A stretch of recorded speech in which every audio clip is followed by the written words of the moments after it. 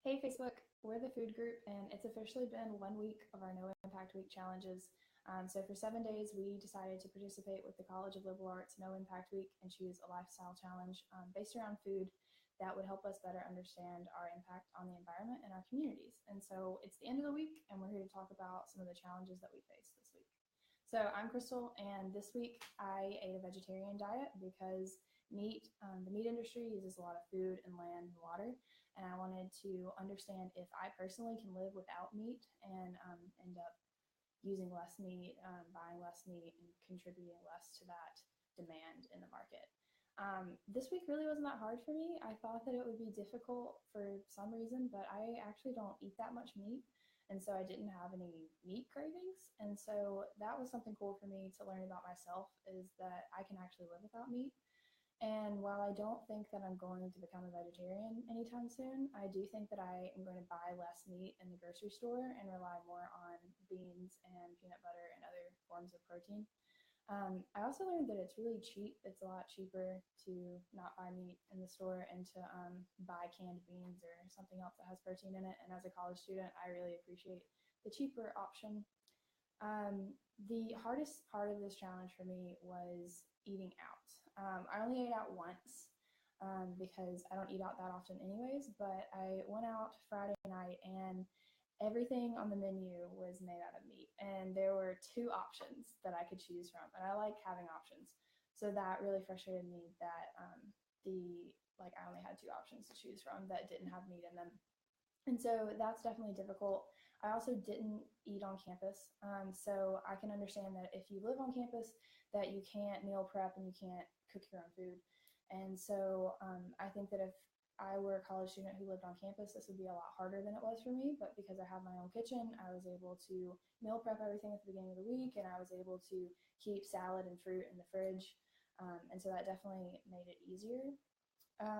My roommate was also eating vegetarian at the same time as me, so it was really cool because we could kind of coordinate and just like share that experience. So I wasn't really doing it alone, so that was definitely a benefit. My favorite thing about this challenge was that I just felt healthier the whole week. I felt better. I felt good. I had energy. And I didn't get any kind of like stomach aches or cramps or anything all week. And so I think that's definitely something that I've learned about my body personally and just how I relate to meat. Yeah, great stuff.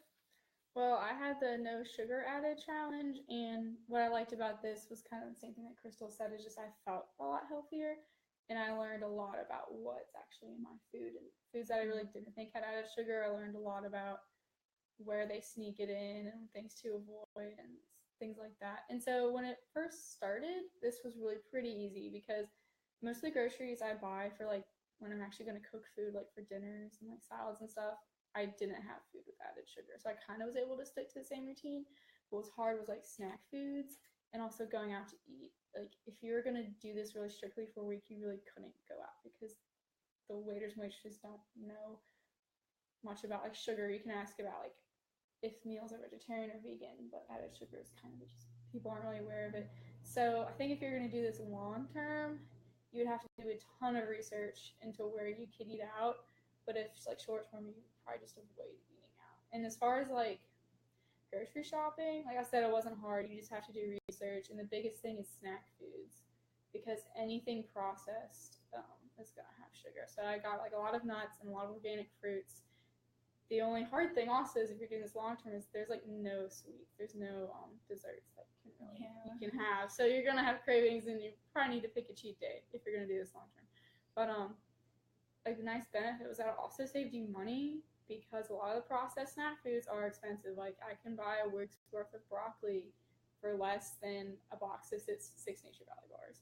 So that was kind of cool because I didn't think it would really save me money in the long term. So that was pretty neat. Well, that's our week. Stay tuned for the rest of the day. We're going to have two more videos coming out for our other two groups, and they're going to be talking about their weeks and the challenges that they had. No Impact Week with the College of Liberal Arts starts today. And so if you want to choose a challenge and participate with us next week, then we strongly encourage you to pick a challenge, go to our webpage. We'll put the link in the comments, and pick a challenge, read the instructions, and we encourage you to just understand and try to understand your impact on the environment. Have a great day.